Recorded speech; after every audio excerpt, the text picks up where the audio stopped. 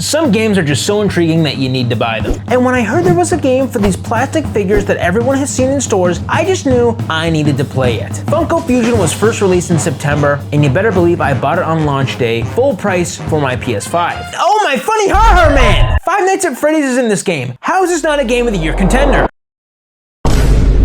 Oh, yeah, this didn't land with a lot of players, and I'm one of them. Funko Fusion launched a little undercooked. Some levels were overly complicated and unnecessarily hard. There were a handful of lengthy gameplay loops that dragged out the game, and there were features that simply weren't ready for launch, like online co-op. Worst of all, the game was literally broken for a lot of people, including myself. Many people were soft-locked during levels which required numerous restarts, which was especially frustrating on long levels because it made you lose all the progress you had made. And once again, this happened to me on several occasions. But don't worry, they've been hard at work addressing all these issues, patching a lot of the problems players had with this game at launch. And I haven't touched it since I gave up halfway through on the PS5 version because of these points. I decided that the Nintendo Switch version would be the perfect opportunity for me to revisit the game and see if the numerous issues have been addressed, or if it remains broken, because this is what I do now. I also want to thank 1010 Games for providing the review code. Jumping into the game, we can already see severe graphical downgrades, and I'm just picking my character. In fact, I remember when they first announced this game was coming to the Switch in a Nintendo Direct. I instantly said, "Oh my goodness. horrible."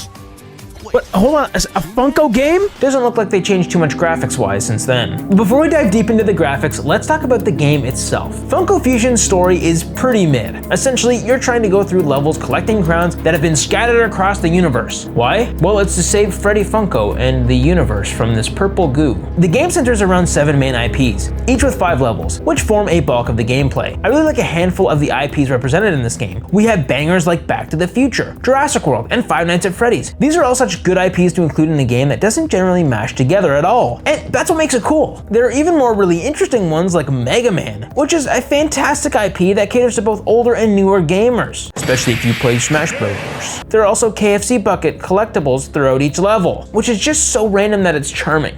Also, I want to eat KFC. There are characters from Invincible, The Walking Dead, and Team Fortress 2. It's just insane how many series are represented here. Now, unfortunately, at the time of release, it doesn't look like a lot of these DLC characters are actually on the Switch yet, but I'm sure they will eventually make it to this platform. And if not, I will let you know in the comments. Although a lot of these IPs are cool, I have some issues with them. In my opinion, the selection for the 7 main worlds feel odd. Why did they pick so many older, obscure franchises as the main IPs? Considering we're playing as plastic figures with a kid-friendly art style, it just feels weird. Take Jurassic World, for example. It appeals to everyone. I like this one. It makes sense, especially with the newer movies. Yippee! Fun dinos. But then you have Scott Pilgrim, which is more for teens than kids. I haven't gotten into the series myself, but I doubt many kids would even know what it is. Then there's the Umbrella Academy, which I've seen while scrolling Netflix, but I've never watched. It feels too niche to have an entire world and a set of levels, and again, it's not that kid-oriented. Then we have Masters of the Universe, which was for kids in the 80s. This one's clearly aimed at older players who grew up with it, and same goes for Battlestar Galactica, another old series I've heard of but never watched. And then there's the real head scratchers, Hot Fuzz and The Thing. Hot Fuzz is an action comedy from 2007. Who in the world decided this was a good fit? I doubt it's well known among the younger gamers, and it's even less likely kids would recognize it. But it's not as baffling as The Thing, a horror movie from the 1980s. I've never seen it, and I can't imagine any kids, again, the supposed target audience, would know what it is. I consider myself a pretty cultured guy, but most of these shows and movies are based on intellectual properties I've never seen, let alone kids, who seem to be the intended audience for this game about plastic toys. Especially in gameplay, some scenes can be rather violent or gory. I don't know why some other IPs didn't replace some of these main ones, but thankfully most of these great IPs aren't left in the dust, like the GOAT Five Nights at Freddy's. I have Santa Freddy, I love him. A handful of these franchises, they gave cameo doors. Throughout the average level, you can unlock these doors and play tiny adaptations of these series. These are much smaller experiences, but they're still really great. I genuinely loved the Five Nights at Freddy's adaptation they included. Checking all the cameras while running away and fighting the animatronics, and of course, staying alive till 6 AM for 5 nights. It was actually a blast to play, and I generally enjoyed these cameo doors the most. Now, in the regular main levels, as you progress, you unlock unique abilities that help you continue the adventure. However, a lot of these levels consist of pretty basic tasks like fetch quests or defeating all enemies in an area. The gameplay loop is very basic and doesn't get very deep, which makes things feel pretty repetitive after a while. A key mechanic mechanic in the main levels involves collecting these blue orbs and placing them into a vinyl machine. When you do this, you unlock tools that are specific to the level you're in. For example, in the Scott Pilgrim world, you get amps. These let you build bridges and access new areas. These tools aren't just limited to their respective worlds though. You can take them into other universes to unlock new areas and find collectibles. However, there are a lot of pretty boring additions to these levels, like the battery puzzles. These can feel unnecessarily tedious. Often, you'll find uncharged batteries right next to a battery charger. This then requires you to bring it over to the charger, charge it, and then use it. Why wasn't it just charged? There are just so many little puzzles that require you to grab something and lug it all the way to the other side of the map or unnecessarily far. This wouldn't have been a big deal to me if they just let the characters walk faster with stuff in their hands. Instead, you have to just dash non-stop and hope you have enough stamina. Throughout the levels, there are also tons of collectibles, from fossils to literal KFC buckets. Like I said, why? Who knows? But I still want to eat some KFC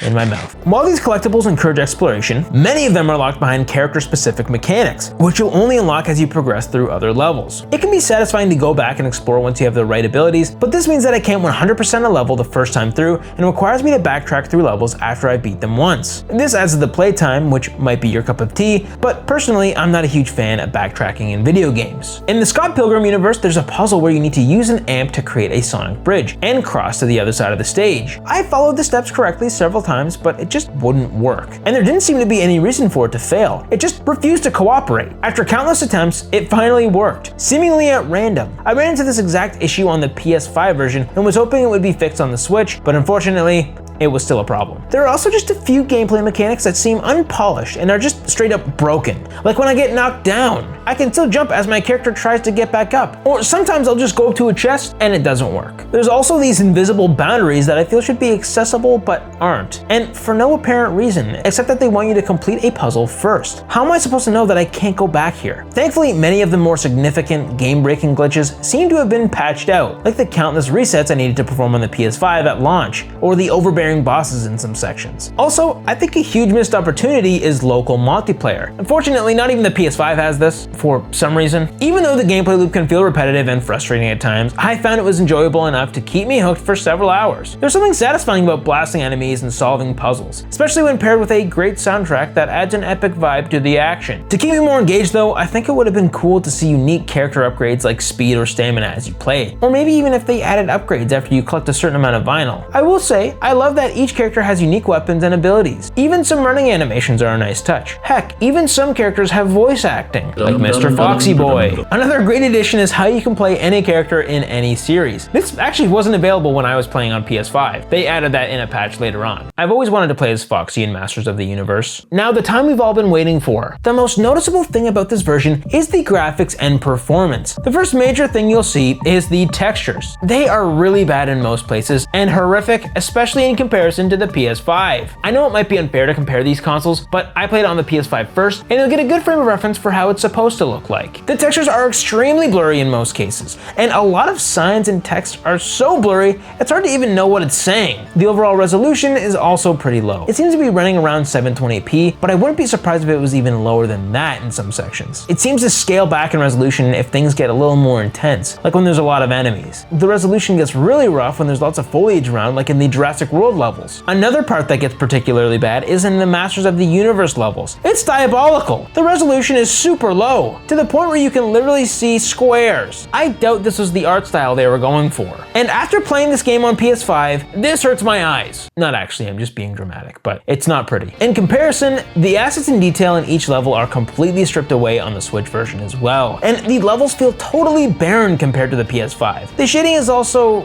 different. There are shadows on most of the main assets, but not on all of them, which at this point I expect from Switch games, to be honest. They've also needed to make fundamental gameplay changes to support Funko Fusion on this console, like how they removed this portal, which used to take you to other locations you want. Instead, now you're forced to walk up and down these stairs, and even stopped you halfway just so it can load between worlds. They probably did this so you don't need to render more than one area at a time, but still, I just noticed it, that's all. They also removed online play. To be fair, the current gen consoles just got access to this, so it could possibly be added in a future update, but I highly doubt it. If they do, I will once again add it to the comments in the description. Now let's look at the overall performance. This was in the Five Nights at Freddy's cameo door. After every night, the game would just drop to an unplayable frame rate. Don't be alarmed though. It did come back after I checked the cameras for some reason. Most likely it was having difficulty loading in all the assets, and looking in the camera gave it some time to catch up or something. Who knows? I thought I was gonna need to restart it for a bit, but thankfully it eventually kicked in and it was playable. Overall, the performance wasn't nearly as bad as I expected it to be. I only say this because of how bad it performed on PS5 at launch. And thankfully, it's kept itself passable on Switch. The frame rate is capped at 30 frames per second, which everyone who plays Switch will understand at this point. It chugged pretty often, especially with the amount of chaos that ensued on the regular. But again, it's playable. The most interesting performance bug I usually don't see on Switch games is audio issues. When the game is plagued by lag spikes and there's a lot going on, the audio cuts out.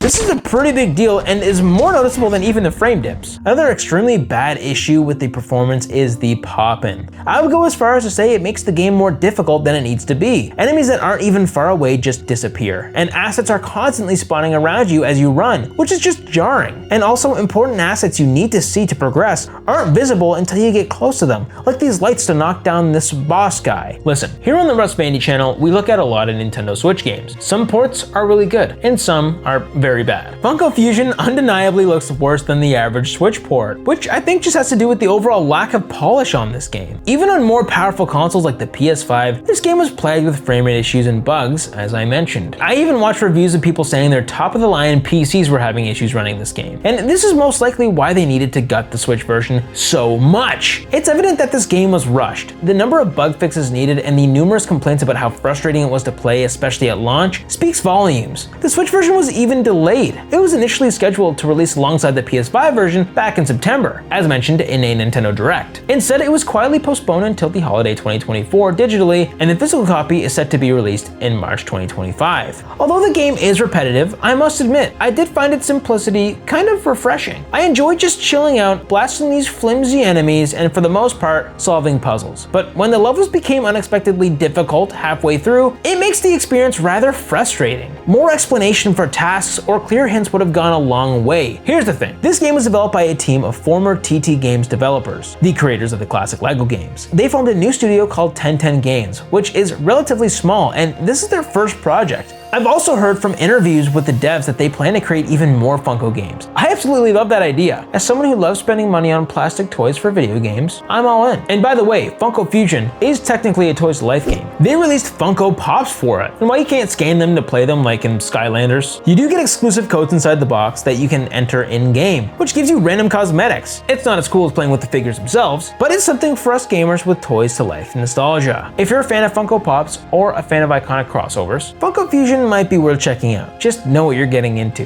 The only reason I can really see in wanting to get it on Switch is if you only have this console or you want to play it handheld. The handheld experience is identical to how it plays, just a lower resolution. So if you want to play it handheld, then maybe it's worth getting. This is a decent first attempt from a new studio, and I'm excited to see how they build on this concept in future Funko games. With more polish, a better IP selection, and perhaps even a local multiplayer if it seems fit. Would I recommend it? For hardcore Funko fans and patient players, yeah. For everyone else, maybe wait for a sequel or a deeper discount. If you want to see me play every LEGO game on Nintendo Switch, click this button. Please consider subscribing, liking, and becoming a channel member. I hope to see you in the next one. See you later.